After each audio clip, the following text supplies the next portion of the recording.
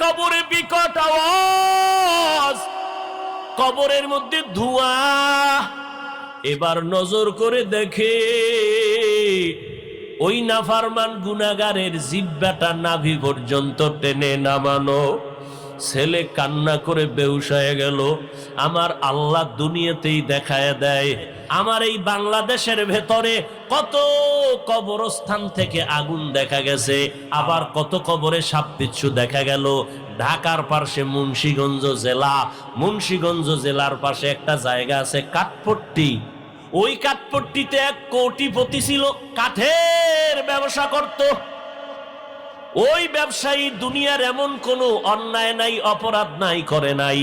মসজিদের জন্য টাকা চাইলে গালাগালি করত, যাত্রা প্যান্ডেল করতে গেলে টাকা ঢাইলা দিয়া দিত। ইন্তেকালের পর তার বড় সন্তান যখন কবর খনন করে জানাজা পড়ায় দাফনে গেল, কবরের মধ্যে নামলো বড় সন্তান, বাবার পার্শ্বে নাইমা মাথার কিনারায় নেমে মাথার কাফনের মুষ্টি খুলিয়া এবার দাফন করে চলে গেল অফিসে। কান্না জড়িত কণ্ঠে বসে আছে চুপচাপ। হঠাৎ করে তার পকেটে ছিল টাকার বড় একটা বান্ডিল, খরচাদি দিবে কর্মচারীদেরকে।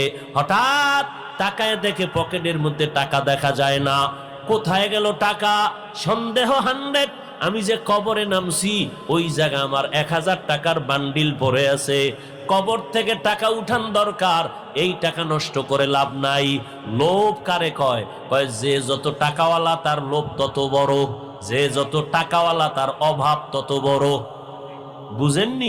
কিচ্ছু বুঝেন না, না দুনিয়া বুঝেন না আখিরাত বুঝেন। এবার লোকজন নিয়ে গেল কবর খনন করিয়া টাকাটা উড়াইতে। কবর এক পার্শ্ব থেকে যখন মাটি সরাইয়া হালকা একটু ফাঁকা করলো, হঠাৎ করে দেখে কবরে বিকট আওয়াজ, কবরের মধ্যে ধোঁয়া। চিল্লাইয়া সবাই দৌড়ায় গেল। এবার আলেম ডাইকে আনছে, ওলামায়ে কেরাম আইসা দোয়া পড়লো, ধোঁয়াটা কমলো। এবার নজর করে দেখে ওই নাফরমান গুনাহগারের জিহ্বাটা নাভি পর্যন্ত টেনে নামানো। ছেলে কান্না করে বেহুশ হয়ে গেল।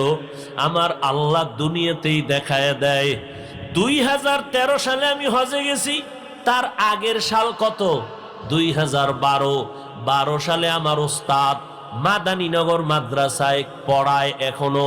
হুজুর হজের থেকে আইসা 13 সালে বললেন, ও বাবা, আমাদের কাফেলায় যখন হজে গেলাম, ঢাকার জমিনের একটা বড় লোক সন্তান নিয়ে হজে রওয়ানা।